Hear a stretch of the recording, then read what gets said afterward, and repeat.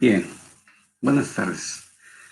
Concluyendo con nuestro tema que ya tenemos iniciado respecto a las coordenadas, en este caso movimiento curvilíneo en coordenadas normal y tangencial. La sesión pasada, pues, se hicieron las deducciones correspondientes a las fórmulas que pues, usamos para resolver cualquier tipo de problema. Como pudieron ver, las deducciones es muy sencillas, no es nada compleja. Y pues lo demás pues consiste en realizar ejercicios para que cada situación, pues la vayamos cada vez dominando, obteniendo mayor dominio para que cualquier problema que se nos presente, tengamos esa capacidad de saberlo eh, este, plantear y resolver. Y finalmente llegar a ciertas conclusiones que nos permitan haber entendido el tema y obviamente con eso seguir cada vez profundizando más en el momento en que pues sea necesario. Bien, voy entonces a compartir un material nuevamente para afianzar, vamos a hacer a presentarles algunos ejercicios más respectivo al mismo tema. Entonces aquí, por ejemplo, ya empezamos a ver un ejercicio más y consiste en el siguiente. Hice este ejercicio, este problemita. El disco D, tenemos aquí, de 3 kilogramos está unido al extremo de una cuerda. Entonces aquí vemos que hay una cuerda que está soportada o fija aquí en este punto central de este disco, como se indica pues en esta figura que le estamos llamando A. El otro extremo de la cuerda está unido a una articulación de rótula, es decir, esto que estaba ahorita mencionando, localizada en el centro de una plataforma. Si la plataforma está girando a una rapidez muy grande y el disco se coloca sobre él y se suelta desde el reposo, como se indica, determinar el tiempo que requiere el disco para alcanzar una rapidez lo suficientemente grande como para romper la cuerda. La tensión máxima que puede sostener la cuerda es de 100 newtons. Y el coeficiente de fricción cinética entre el disco y la plataforma es este μk, cuyo valor es de 0.1. Bueno, entonces aquí se observa pues que esta plataforma está girando en este sentido. Y pues de lo que vimos ya en los casos anteriores, por ejemplo, el primer ejercicio en que poníamos una cuerda y se giraba alrededor de un centro que era una especie de poste, ¿no? Un apoyo. Giraba y la cuerda generaba un círculo. Pues algo similar tenemos aquí. Bien, ahora lo que sucede es que aquí hay un coeficiente de fricción, quiere decir que sí existe fricción en este caso, a diferencia de los demás problemas. Bueno, entonces esto requiere pues de un planteamiento. Vimos el disco, cómo está. Una solución, pues le damos pues un poquito de texto para entender qué estamos haciendo. O sea, no nada más ir y directamente a los números y a la ecuación, sino que bosquejemos. Dice, por ejemplo, que en la figura B que tenemos aquí, se indican los diagramas de cuerpo libre y cinético para el disco. Es decir, aquí está nuestro diagrama libre de fuerzas y el cinético en cómo están actuando las fuerzas. Según la ley de Newton, aquí están las fuerzas y aquí está el efecto. Entonces aquí sería, dice Newton, fuerza es igual a masa por aceleración. Entonces esta masa está girando y está, ahora sí que es un efecto que me está produciendo, en este caso, el giro. Muy bien. Nótese que el disco tiene ambas componentes de aceleración. Aquí se aparecen las dos, la normal y la tangencial. como resultado de las fuerzas desequilibradas T y F. Como ocurre el deslizamiento, la fuerza de fricción tiene una magnitud. Entonces, fuerza de fricción va a ser igual a la normal, o sea, una fuerza normal por un coeficiente de fricción, que es μk. Bueno, en este caso ya estamos dándole algunas literales. Por ejemplo, aquí la normal es esta que tenemos aquí.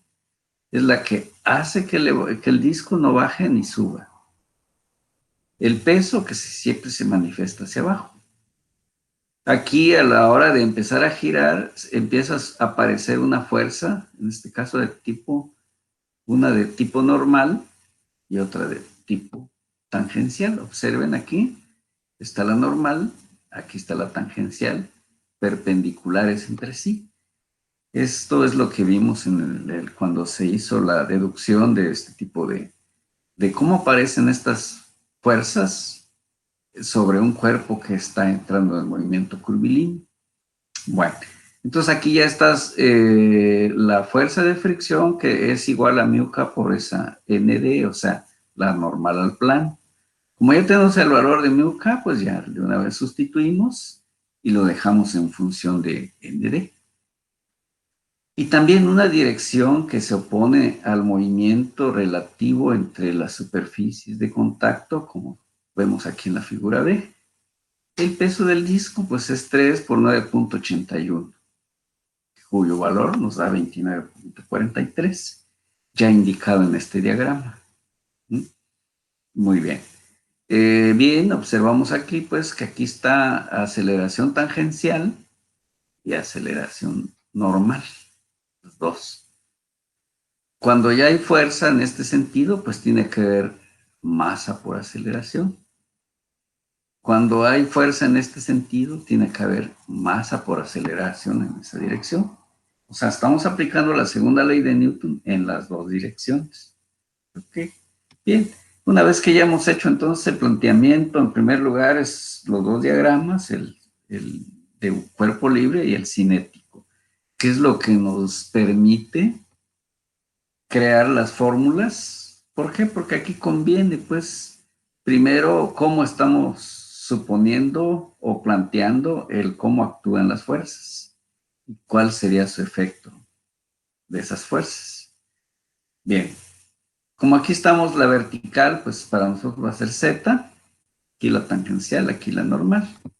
Bueno, entonces sumatoria de fuerzas es igual a masa por aceleración en lo que es dirección Z. Correcto. Pues convenimos que hacia arriba sean positivas, lo contrario va a ser negativo. Aquí los observamos. Entonces, si hemos convenido que hacia arriba sean positivas, ND es positivo. Siempre y cuando todo lo que apunte hacia arriba. Y lo que apunta hacia abajo, negativo. Y aquí está. Como en esta dirección, ¿por qué le ponemos 0? Porque el disco está girando en un plano. No sube, no baja. Entonces, quiere decir que en esa dirección no hay movimiento. ¿Sí? Bien, entonces ahí quedó como si fuese la ecuación de equilibrio. Están equilibradas las fuerzas en esta dirección. Esa va a ser nuestra ecuación 1. Nos vamos por la dirección tangencial, pues es igual a masa por aceleración tangencial.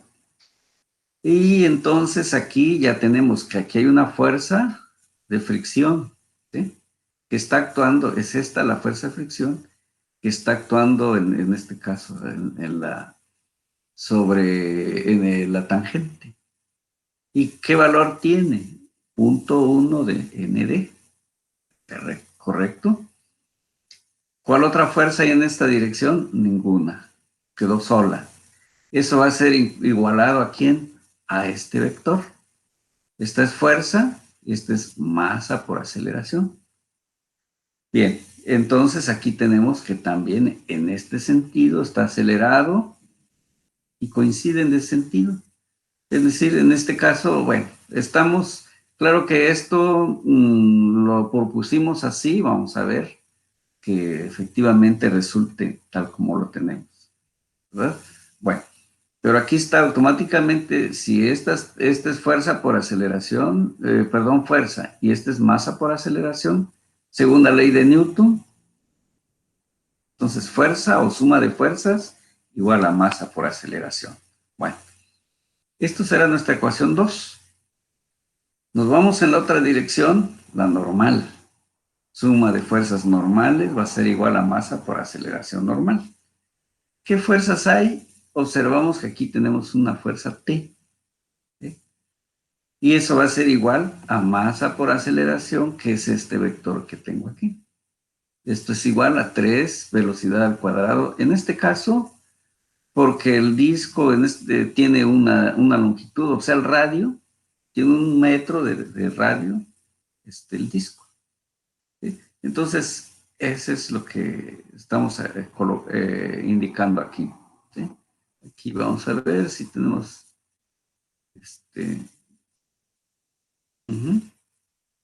sí, entonces aquí tenemos, sí, ahí está tiene 3 kilogramos. Bueno, aquí es apenas, bueno, aquí está un poquito borrosito, pero este es 1 metro, ¿sí? Aclaro eso. ¿De dónde salió ese metro? Como aquí no nos lo dijeron, pero aquí está dibujado. Bueno, está un poquito oscurito el disco, pero aquí está. Ese es el R, ¿verdad? Bien, queda justificado entonces por qué tiene 1 allí. Este 1. Quiere decir que R es igual a 1 metro. Ya tenemos las 3 ecuaciones que intervienen en este problema. Nos seguimos entonces. Ya está. Vamos avanzando con nuestro diagrama, planteamiento de ecuaciones y veremos cómo ir dando respuesta o cómo ir trabajando estas 3 ecuaciones. Observamos, como la tensión máxima sostenida en la cuerda es T y nos dijeron que puede soportar hasta 100 newtons. Entonces la ecuación 3, aquí es donde aparece. Puede resolverse para la rapidez crítica, o sea, hay una velocidad crítica que es cuando ya prácticamente se rompe la cuerda, ¿sí? Necesaria para que se rompa la cuerda. Entonces aquí eso nos ayuda porque bueno, sí, creo que sí lo podemos conocer porque depende del peso y el peso sí lo tenemos. Bien. Pero aquí nos ayuda a ir directamente para conocer hasta qué velocidad puede soportar, en este caso, el disco para que la tendencia de romperse de la cuerda ya se presente. Muy bien. Entonces decíamos que en la ecuación 3 puede resolverse y conocer esa velocidad crítica necesaria que rompe la cuerda. Entonces, resolviendo las demás ecuaciones, si tengo aquí ya T, ya conozco la velocidad. Bueno, en esta ecuación, aquí como les decía, ND es igual, si lo despejo, es igual a 29.43 newtons. ¿Sí? Bien, ¿dónde aparece la aceleración? Pues aquí también, ¿verdad? Como ya conozco ND aquí, ya se puede sustituir aquí en la 2 y inmediatamente ya conocemos la aceleración tangencial, cuyo valor resultó pues de 0.981 metros segundo cuadrado. Entonces ya tenemos esta incógnita. La primera que dice con la 3 lo resolvemos, la 2 con la 1, la incógnita ND, y nos sirve para resolver en la ecuación 2, cuya aceleración es la que estamos buscando.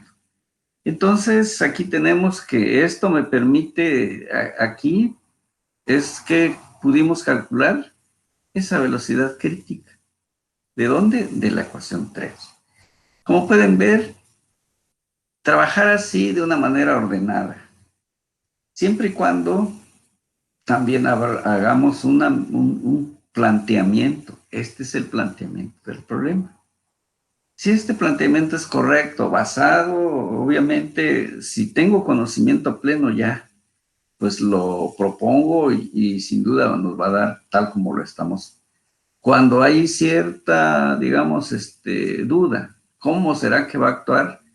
El sistema me va a decir al final cuál es el sentido correcto y la magnitud de los vectores que están actuando.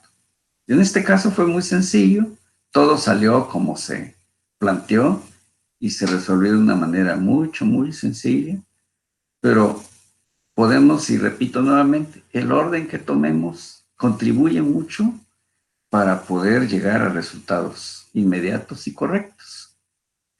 Como la aceleración tangencial es constante, entonces puede aplicarse la ecuación esta de aceleración de tipo constante. ¿Para qué? Para obtener el tiempo necesario, o sea, en qué momento se va a romper la cuerda. Bueno, para poder usar, volviendo otra vez a nuestra ecuación de las primeras que vimos, en donde esta depende de una aceleración de tipo constante. Entonces, como ya se vio, que en este caso la aceleración tangencial es de tipo constante. ¿Sí? Muy bien. De tal manera que, sustituyendo en esta ecuación, ya tenemos el valor de 5.77. Velocidad inicial dice que parte del reposo, 0. La aceleración que calculamos, la que tenemos aquí.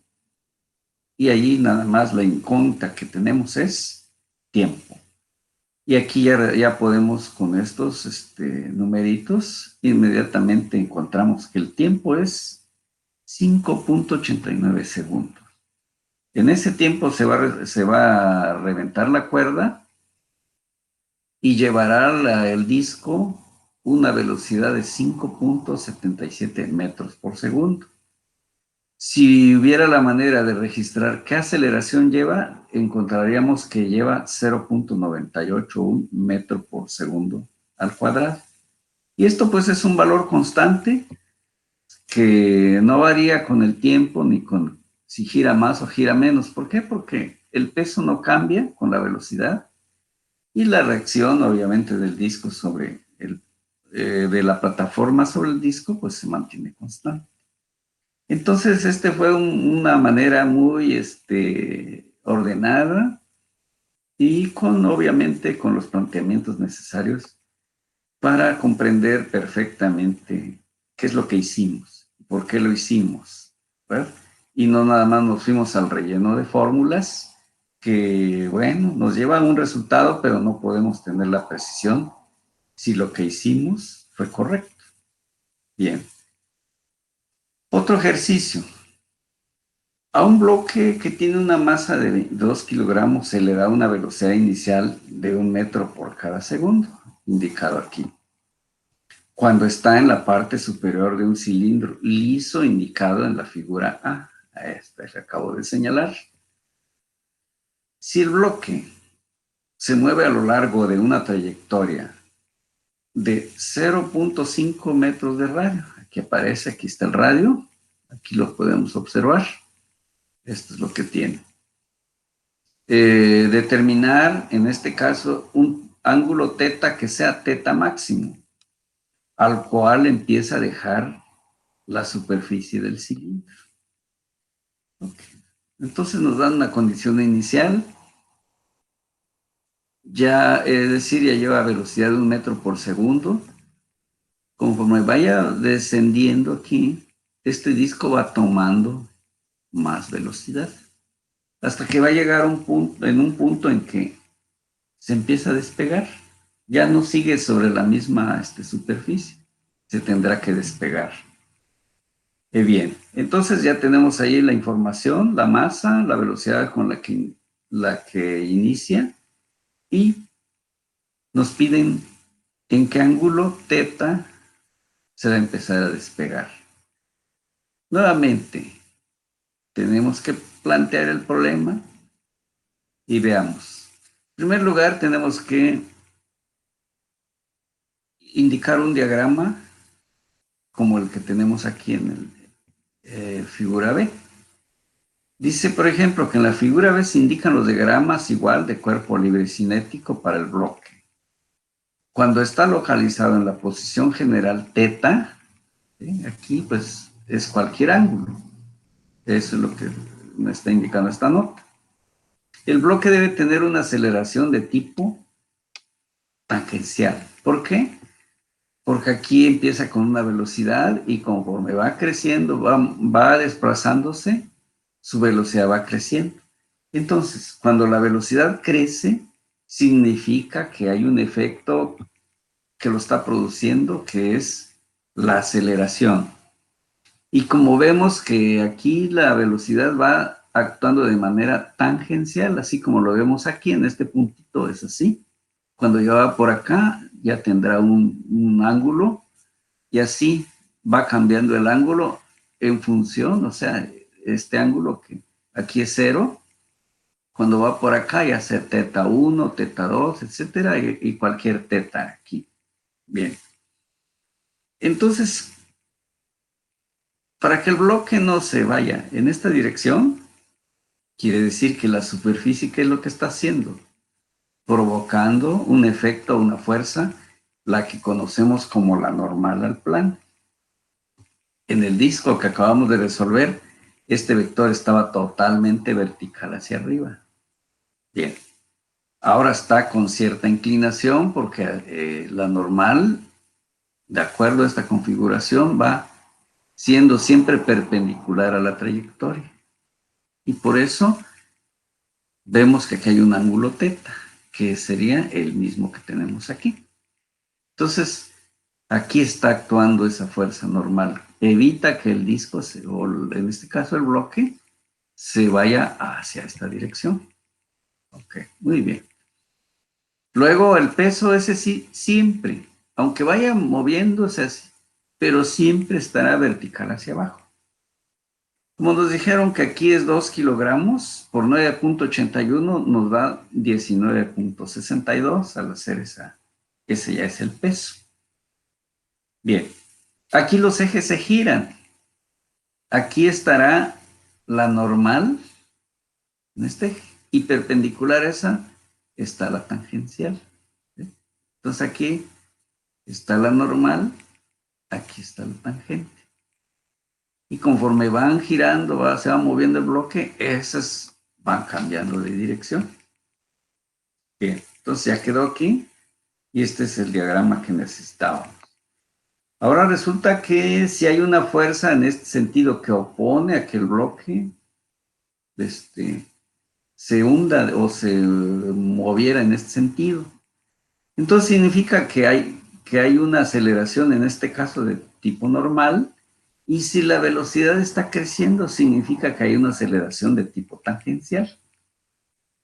Eso es lo que tenemos que preparar antes de entrar a la solución. ¿Por qué? Porque es lo que estamos deduciendo de la cuestión del cómo se mueve y qué está produciendo ese movimiento. Ahora sí, bosquejado el problema, planteado en un diagrama y con ciertos comentarios que me permiten esclarecer qué es lo que estamos haciendo. Nuevamente, aplicando las ecuaciones de movimiento, obtenemos los siguientes resultados. Aquí, pues, estamos en dos direcciones. ¿Okay? Es un plano vertical donde se está moviendo, en este caso, el bloque. Nos vamos, pues, por la suma de fuerzas normales, que van a ser igual a masa por aceleración. Esta siempre así será. Lo que cambia es cuando ya hacemos la sustitución, cómo están actuando las fuerzas.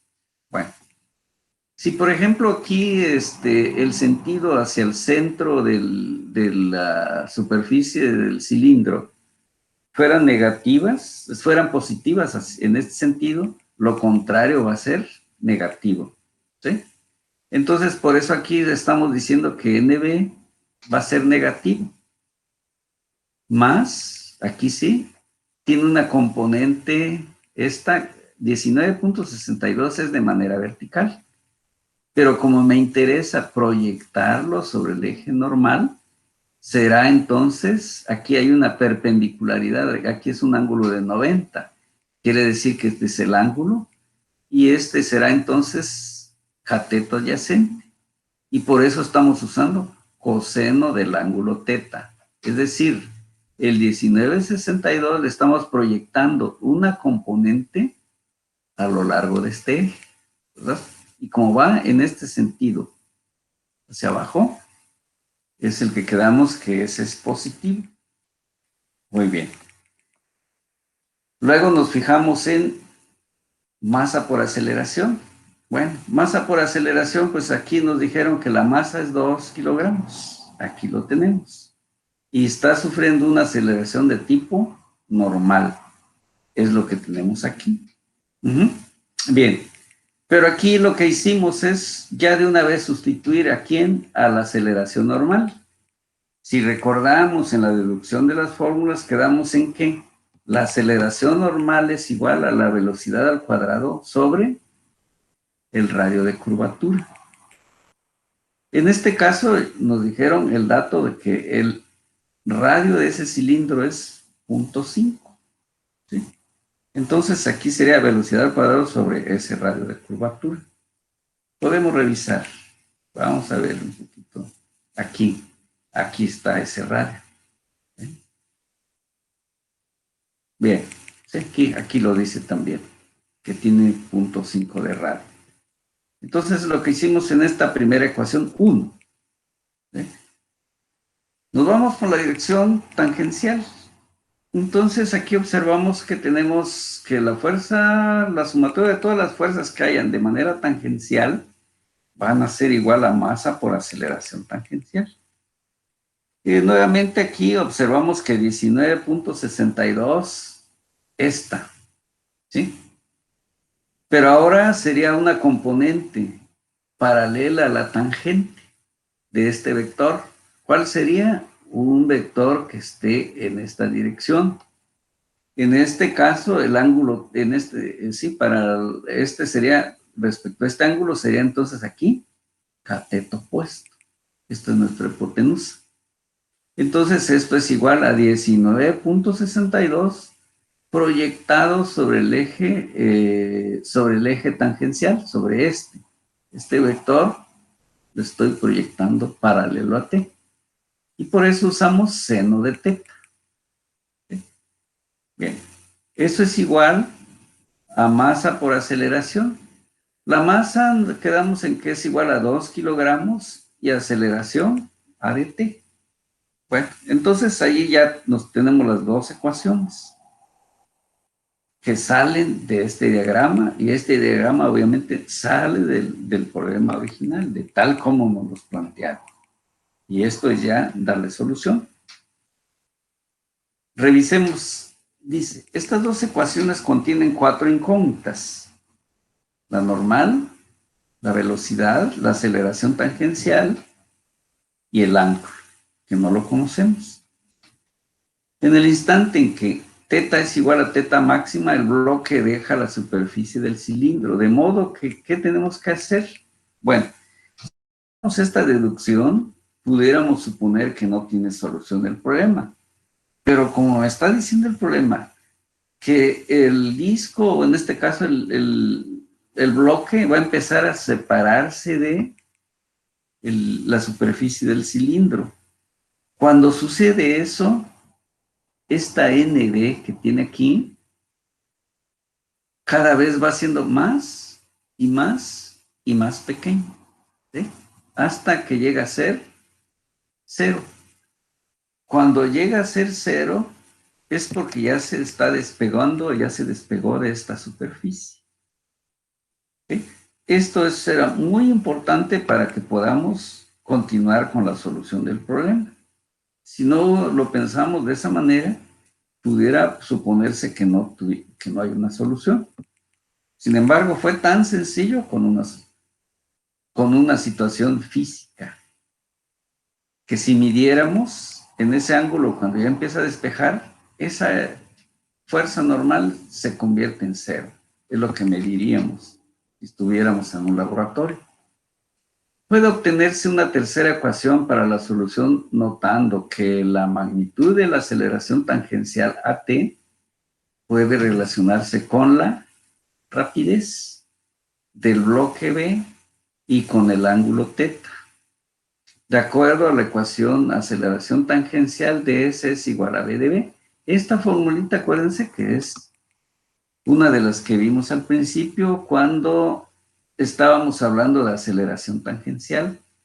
pero salía porque teníamos que quitar o reemplazar el tiempo, porque vean aquí no aparece el tiempo, ¿sí? Sino hay distancia, velocidad, ¿sí? Y aceleración. Bueno, entonces aprovechando esta ecuación, nos vamos a realizar los siguientes pasos. Bueno, entonces la diferencial de desplazamiento es igual a R diferencial de teta en el tipo de movimiento circular. Como aquí sabemos que R nos dijeron que vale 0.5, pues nada más diferencial de teta me quedará como incómodo, que es lo que teníamos aquí en la, pues en la figura A que tenemos aquí arriba.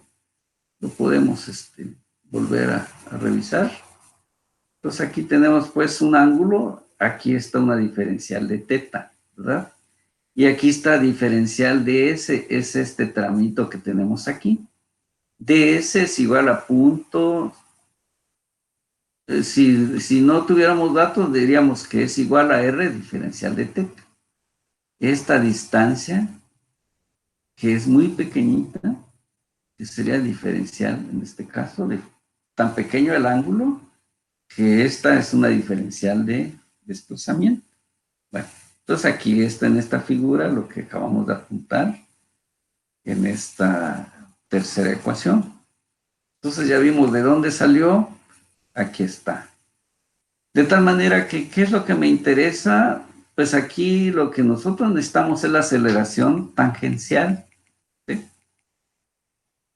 Aquí está, aceleración tangencial, lo despejamos de aquí y vemos que queda como B derivada de B entre ds. Pero ds ya lo tenemos reemplazado aquí, lo que acabamos de deducir, y le pusimos entonces ya su reemplazo y quedó como 0.5 diferencial de teta, SDS, que aparece aquí. Esto nos va a permitir entonces irle dando solución al problema. Ahora tenemos que sustituyendo la ecuación 3 en la ecuación 2 y separando las variables se obtiene este valor. Es decir, aquí B derivada de B es igual a 4.905 seno de teta por diferencial de teta. Entonces aquí estamos hablando de la ecuación 3 con la ecuación 2, que son las que tenemos aquí arriba. Aquí está la ecuación 2, donde aparece, ¿verdad? Entonces aquí ya hemos despejado aceleración tangencial y ya tenemos también aquí ayudados con esta ecuación que tenemos aquí, el reemplazo de aceleración tangencial, que ya no queda así, sino metemos su equivalencia, ¿verdad? Entonces aquí está ya nada más B de valor que teníamos allá del 4.05, ¿de dónde? Pues está saliendo porque tenemos por ahí una división. Bueno, aquí se me movió. ¿Ya? Sí. Muy bien. Entonces aquí lo que hicimos es trabajar con esas dos ecuaciones y se va simplificando el problema. Pero vean, aquí aparecen diferenciales. Eso me está llevando entonces a una situación de integración. Integrando ambos miembros, percatamos de que cuando teta es igual a 0, ya tiene una velocidad de 1 metro por segundo. Y se obtiene, pues, con esto, pues ya podemos plantear las ecuaciones y llegar ya a un resultado. Bueno, entonces nos quedó, pues, que integral de B de B es igual a 4.905, ¿sí? Seno de teta diferencial de teta, que es la ecuación que teníamos hace un momento aquí arriba, ¿verdad? Preparamos, pues, aquí. Entonces tengo que integrar aquí e integrar aquí. Aquí, pues, esto es un valor constante, ya le pongo aquí integrar y aquí integrar. Pero luego necesitamos los límites, pero ya hay condiciones. Y ya desde aquí ya vimos que cuando teta es igual a 0 grados, la velocidad es igual a 1 metro por cada segundo.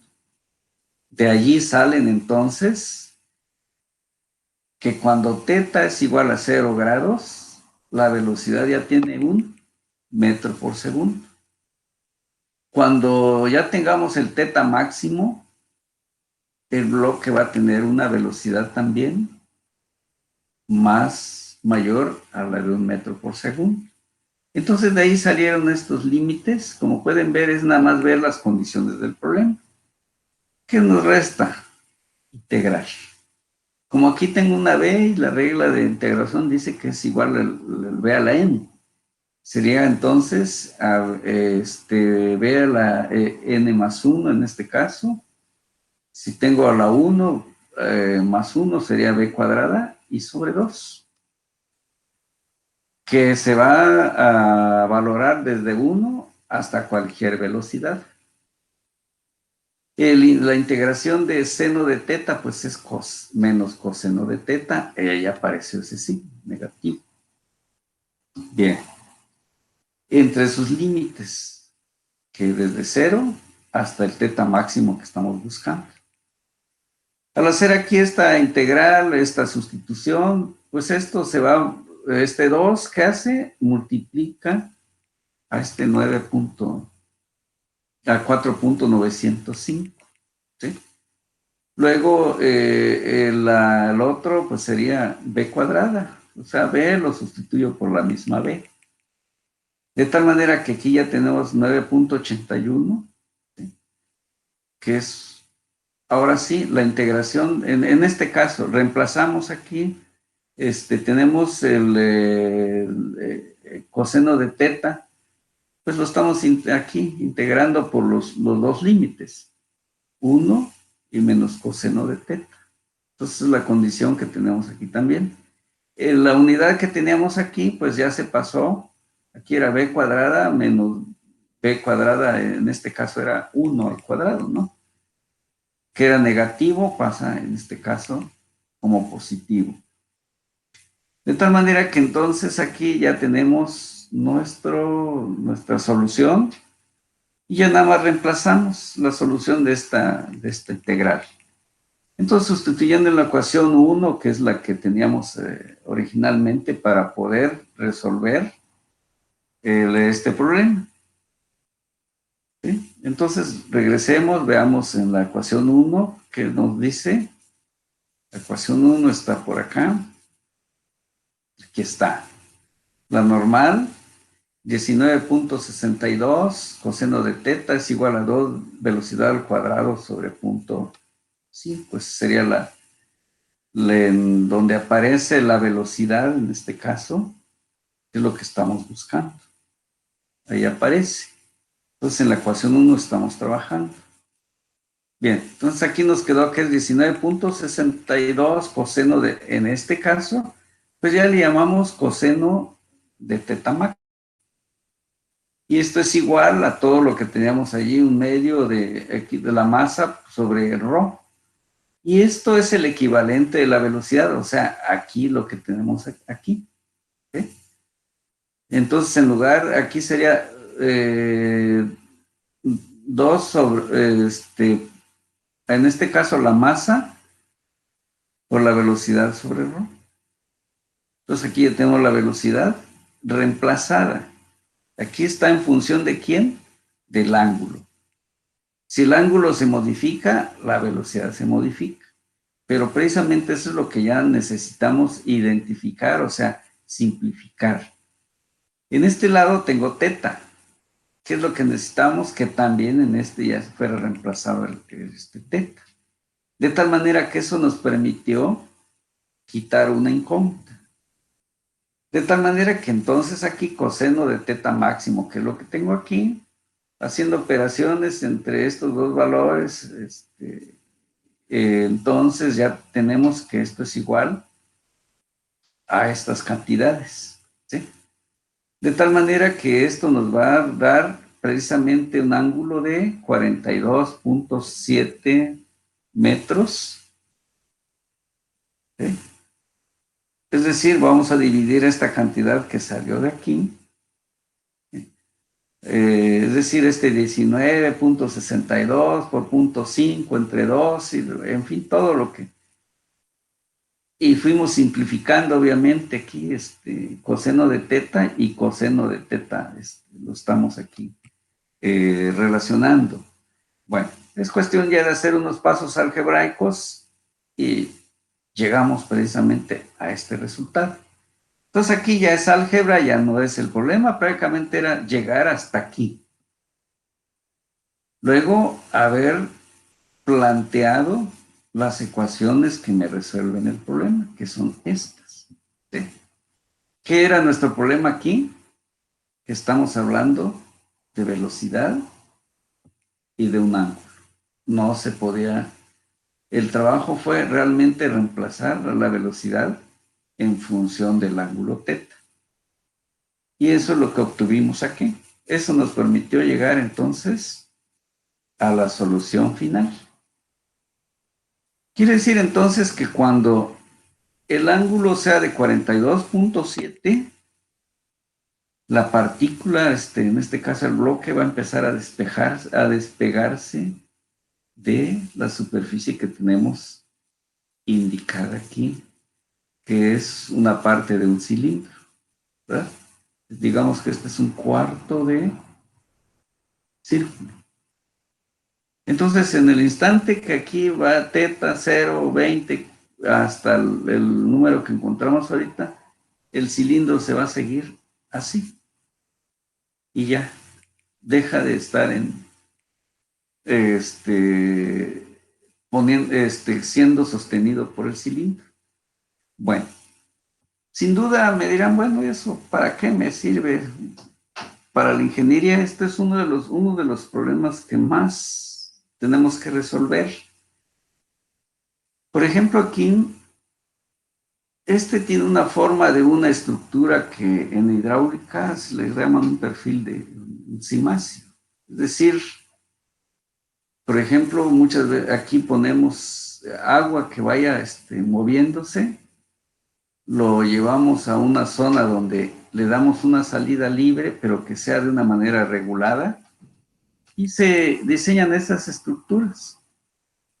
Entonces tenemos que poner saber hasta dónde es que el agua va a estar cargándose o dando peso sobre el cilindro. En este caso, la estructura que les acabo de mencionar. Para vertedores, por ejemplo, empresas, nos sirve mucho. Y entonces cada gota de agua llegará hasta un punto, en este caso, hasta el ángulo que acabamos de calcular, siempre y cuando tome estas condiciones iniciales. Si sale el agua con esta velocidad, a los 40 y tantos grados, todo el agua se va a empezar a despegar. Entonces aquí vendría, digamos, una especie de un chorro, ya en caída libre. Eso sería, digamos, el para qué me puede servir un problema de este tipo y no nada más quede como una situación de un conocimiento muy general y que no tengamos el para qué me puede servir. Bueno, es una de las herramientas que me va a permitir resolver ese tipo de problema. Y sin duda por ahí encontrarán muchos otros más que en la trayectoria tanto de su formación como ingenieros civiles, como en la práctica de la ingeniería. Entonces, este tipo de movimiento tiene muchísimas aplicaciones. En uno de los ejercicios del principio de la sesión pasada, vimos, por ejemplo, en el caso de un automóvil que se está trasladando a través de una pista, que puede ser, por ejemplo, de carreras. Bueno, cómo hacer un buen pavimento, una buena pista, pues aquí está la base para poderlos diseñar correctamente y nunca poner en riesgo las partículas que van a moverse sobre esa estructura. Veamos otro, muy relacionado con nuestro campo de la ingeniería. Algún día, pues, van a ir a diseñar alguna vía. Pues aquí hay un caso que, bueno, uno de los elementos que tenemos que para hacer un buen diseño, pues es algo parecido a esto. ¿Sí? Bueno, conectar, está bajando la pila.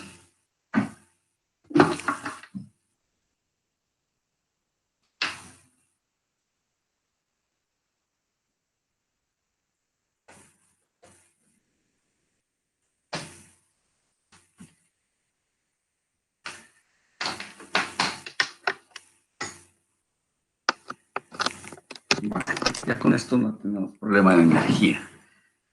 Empecemos entonces con este otro ejercicio. Dice, puesto que el tren francés de usa una vía especial que prohíbe el paso de los trenes cargueros, diseñadores de la vía pueden usar pendientes más pronunciadas que las que usualmente se permite para vías de ferrocarril. Por otra parte, a causa de la alta velocidad a la que viajan, deben evitarse cambios repentinos en la inclinación y establecer un límite inferior para el radio de curvatura ρ del perfil vertical de la vía. Vienen las preguntas. Inciso A. Si la máxima rapidez del tren en corridas de prueba fue de 382 kilómetros por cada hora, determinar el valor más pequeño permitido para ese ρ, radio de curvatura, para que el tren no se salga de la vía a esa rapidez. Y otra pregunta, inciso B. Tomando el valor de ese ρ encontrado en el inciso A, determinar la fuerza ejercida por el asiento de un pasajero de 75 kilogramos en la cima y en el fondo de una colina cuando el tren viaja ahora a 300 kilómetros por hora. Bien. Entonces aquí, pues, este es más o menos la configuración. Pues aquí observamos, va un tren, está tomando una pendiente, de pronto hay un cambio de pendiente que de ser positiva ahora va a empezar a bajar. Pero aquí hay una parte que es una cima, la parte más alta. De tal manera que si el tren lo toma con una curvatura muy, digamos, muy fuerte, con un radio de curvatura muy pequeño, aquí lo que va a hacer es que el tren se va a seguir, se va a despegar de su vía. Va a perder sustento, de lo que llamamos se descarriló, debido a que no están de acuerdo a la velocidad que trae con el radio de curvatura. Entonces, para esa velocidad de 382, necesitamos encontrar cuál es su radio de curvatura, de tal manera que no corra riesgo, en este caso, del tren de descarrilar. Ese es el problema. Entonces, ¿cuál es el radio correcto? Nos vamos, pues. Hay situaciones, dos que nos dieron, una en una cima y otra en la parte más baja. Bien. Inciso A, para que el tren no salga de la vía. Estamos llevándolo al límite, así como hicimos en el caso de hace un momento, de que ya N se volvió cero, en el problemita del cilindro que acabamos de ver. ¿A qué lo llevamos? A que N fuera igual a cero. Es decir, cuando llega aquí, aparentemente el tren no pesa, está en su límite. Y por eso estamos poniendo aquí que en ese punto va a aparentar no pesar, pero es un punto nada más. Bien.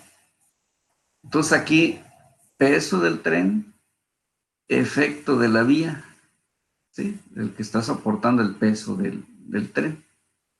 Igual, esto es sumatoria de fuerzas y esto es masa por aceleración. El mismo tren, pero aquí está el ρ que nos están pidiendo. ¿Cuál es el ρ? Bueno, si aquí hay aquí hay una fuerza y está provocando masa por aceleración hacia el centro de la curva. ¿Sí? Entonces estamos tomando la parte más alta, en este caso de la vía. Y bien, nos dijeron que hay 382 kilómetros por hora. Lo convertimos en metros por segundo para que podamos usar la G en el sistema internacional. Nos vamos ahora para fuerzas normales. Las que apuntan siempre hacia el centro de la curva son fuerzas normales. Por un lado, esta va hacia el centro de la curva. Esta como si saliera de la curva, del centro de la curva. Y masa por aceleración tiende a buscar el centro de la curva. Bien. Suma de fuerzas normales, entonces, observamos que la W le dimos positivo, entonces quiere decir que hacia abajo se propuso que sean positivos. Por lo tanto, la N va a ser... Esto va a ser igual a masa por aceleración, que es el vector que tengo aquí. Como está también hacia abajo, pues le damos masa por aceleración normal, positiva también. Pero vean, este vector coincide con este, que son los positivos. Lo que apunte al revés serán los negativos, si hubieran más vectores. Muy bien. Seguimos entonces. Suma de fuerzas es igual a masa por aceleración, pero como en este caso es aceleración normal, y quedamos que es masa por aceleración normal, pero la aceleración normal lo podemos reemplazar por velocidad al cuadrado sobre ρ. La misma ecuación que hemos usado desde el principio.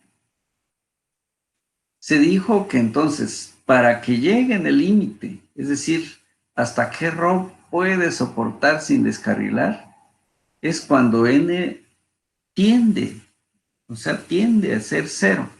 ¿Sí? Pero bueno, para cuestiones de una vez de cálculo tenemos que darle de una vez el valor de cero. ¿Por qué? Porque tiende, pues es una interpretación, pero no puedo decir tiende, pero ¿cuánto vale tiende? Entonces, para ahora sí, los ingenieros decimos que n sea ya igual a cero, ¿verdad? Bien, y entonces a eso sí ya lo llevamos a una posibilidad de solución. Bueno, entonces aquí, ¿qué hicimos? La n lo hicimos cero. ¿Qué me queda? W. Pero W sabemos que es igual a masa por gravedad. Y eso va a ser igual a lo que nos quedó aquí. Masa por velocidad al cuadrado sobre ρ. ¿Sí? Ya observamos que aquí esta se anuló. Pero ¿quién me están pidiendo que necesito conocer? Necesito conocer el radio de curvatura. Entonces lo despejo. Ah, pero antes también, ¿qué puedo hacer? Aquí tengo masa, aquí tengo masa. Si esta lo paso de este lado, pasa a dividir. Masa entre masa se volvió la unidad. ¿Sí? Y entonces desapareció también la masa. Entonces nos queda nada más velocidad al cuadrado sobre ρ, que es lo que tenemos aquí. Y como ρ es la que yo necesito, lo despejo. Aquí hay un error. Ρ aquí, velocidad,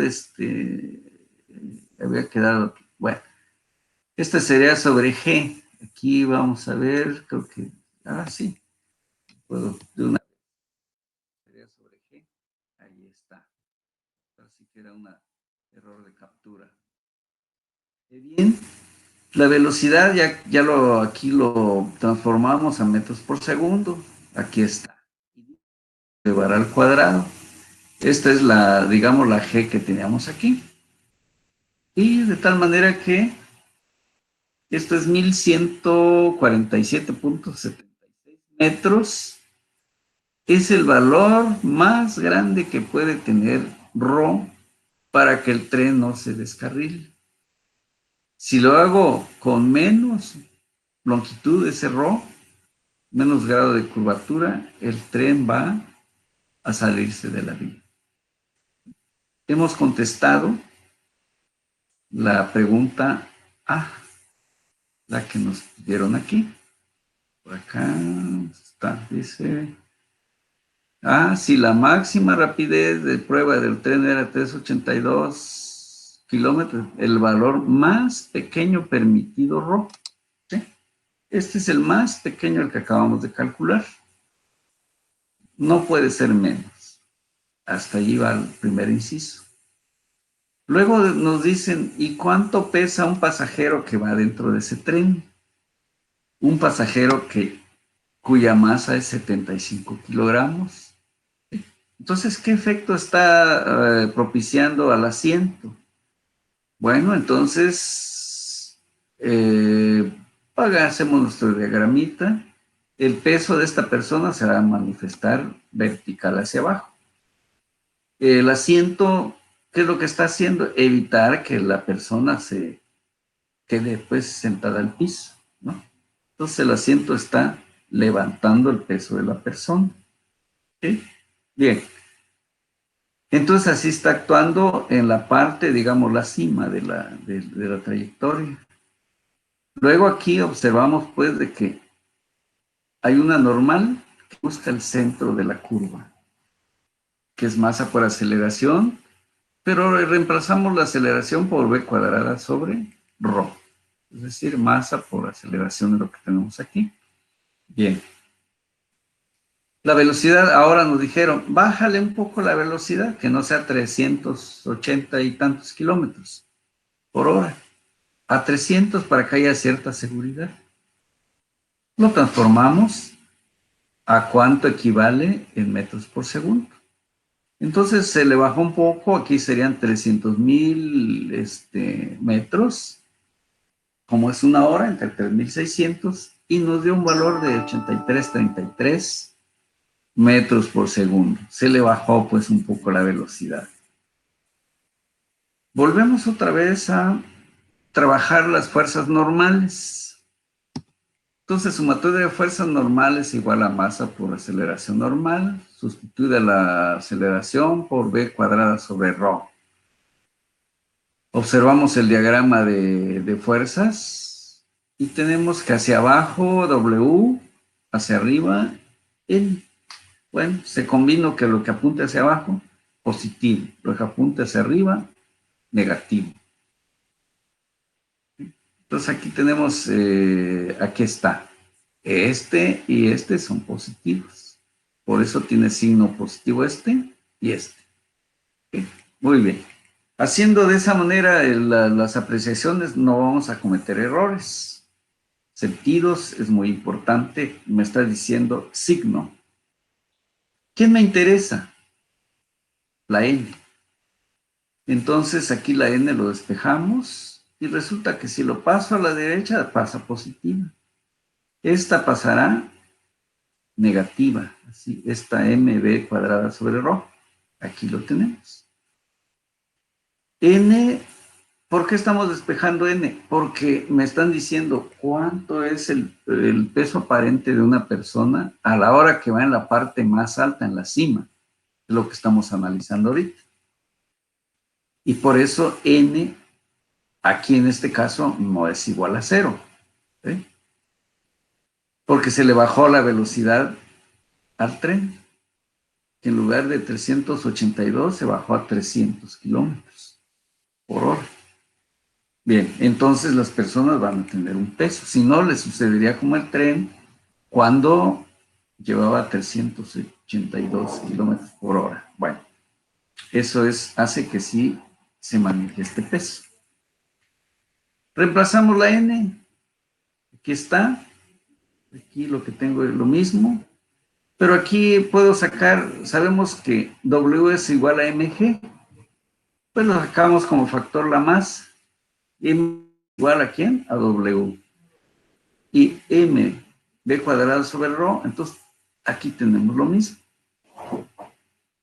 Bien.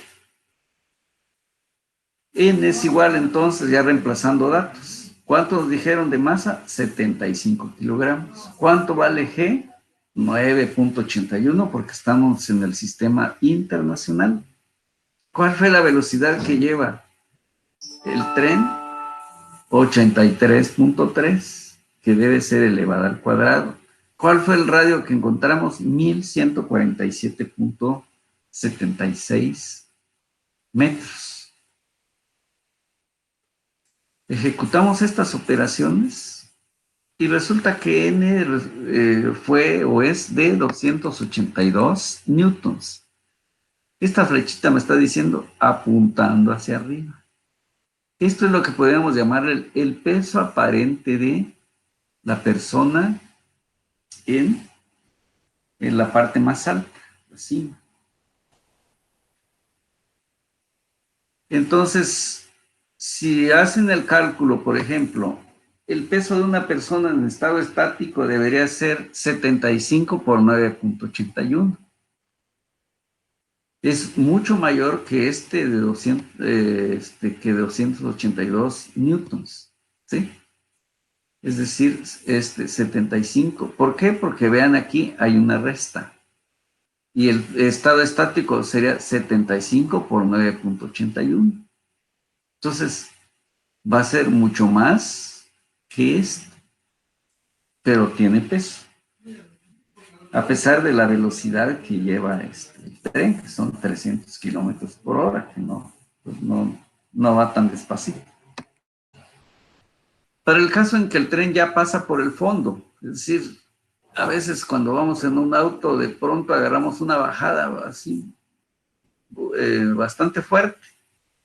Cuando llegamos a la parte más baja y hace el cambio el auto, o sea, sentimos pues de que hay un cambio brusco. En primer lugar, sentimos como que pesamos menos si viene un poco fuerte el auto al bajar.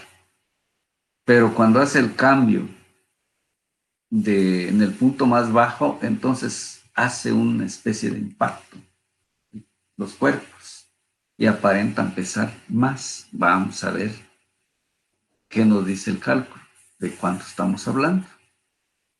Nuevamente las mismas ecuaciones, sumatorio de fuerzas normales, masa por aceleración y su equivalencia de la aceleración. Ecuación, o sea, de salida del diagrama. W menos N, pero ahora aquí está, está actuando al revés. En la figura anterior estaba hacia abajo. Ahora, ¿por qué? Siempre busca el centro de la curva. ¿Eh? Bien, entonces ahora sí, N y este vector apuntan hacia lo que podemos llamar la parte negativa. Si hacia abajo sigue siendo positivo.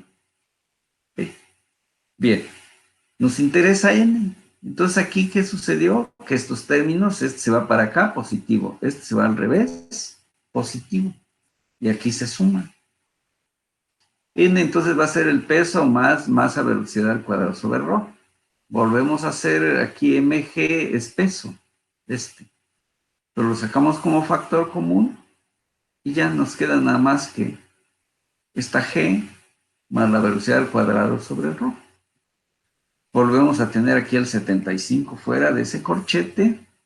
Sustituimos la g, sustituimos la velocidad que se calculó en el radio que fue el que se calculó. Hacemos operaciones y 1189,49 newtons. Ese es el peso aparente cuando se pasa por el fondo, o sea, por el punto más bajo, actuando obviamente también hacia arriba. Es decir, eso es lo que está resistiendo el asiento sobre el que va sentado la persona cuya masa es de 75 kilogramos. Si multiplicamos aquí 75 por 9.81 sería el peso estático, si estuviera parado el tren. Como está en movimiento, vean, la velocidad le está haciendo que aparente pesar mucho más. Entonces vean, este es un número no tan pequeño y es donde va a pasar, digamos, la prueba del asiento. Vamos a suponer que estamos diseñando los asientos de un tren y nos dan condiciones. Bueno, que un promedio, digamos, de 75 kilogramos que tuviera, digamos, la masa de las personas, de cada persona. Con esta, digamos, esta cantidad de fuerza es con las que tendríamos que hacer el diseño del asiento. Porque si lo hago una con mucho menor capacidad, por ejemplo, como cuando pasó la cima, pues vean que casi la persona casi no pesa. Y aquí, si el cálculo lo hago cuando esté quieto, sin moverse el tren, va a fallar. ¿Por qué? Porque aquí me está diciendo que cuando el tren toma velocidad y pasa en una situación de un fondo, por ejemplo, así como aquí, las personas van a aparentar pesar más. Entonces nos va a servir este cálculo para muchas cosas. Una, por ejemplo, los asientos. Otra, del tipo de neumáticos o no sé que tenga el tren, que si no le calculamos bien los pesos totales que va a soportar, pues ahí es donde empiezan a fallar las cosas, los elementos de soporte. En este caso, pues pueden ser las ruedas que tenga, en este caso, el tren. Bien, entonces este es el peso aparente de una persona cuando pasa por el fondo. Queda entonces resuelto este problemita, ¿sí? Aquí, pues bueno, ya realizaremos otros más. Hasta aquí, el día de hoy, quería dejar estos más también expuestos, de tal manera que al entrar a revisar este material, pues sea bastante fácil, digerible, viéndolo paso a paso. Hasta ahorita llevamos este número de ejercicios ya resueltos, que si los analizan paso a paso, revisando todo lo que se está recomendando, sin duda se les va a hacer muy sencillo. Y así cualquier otro problema que se les presente, pues igual tendrán que interpretarlo de la manera más... las mejores soluciones siempre van a ser las que tengan precisión y sobre todo sencillez, no complejas. Lo que tenemos que buscar es siempre hacer las cosas no más difíciles, sino más sencillas. Entonces aquí este recorrido que estoy haciendo es para que vayan viendo qué es lo que hemos ya tratado en estas sesiones. Entonces aquí empezó el tema y ya llevamos un buen número de ejercicios que sin duda les va a ayudar mucho para resolver cualquier otro tipo de problema. Por el día de esta ocasión, pues este era el material que yo les quería compartir y pues muchos éxitos para todos y todas los integrantes de este grupo de dinámica. Pues dejo de compartir y regreso. Bien, estoy nuevamente por acá. De tal manera que pues concluyo la sesión, ya tenemos ya nuestra grabación.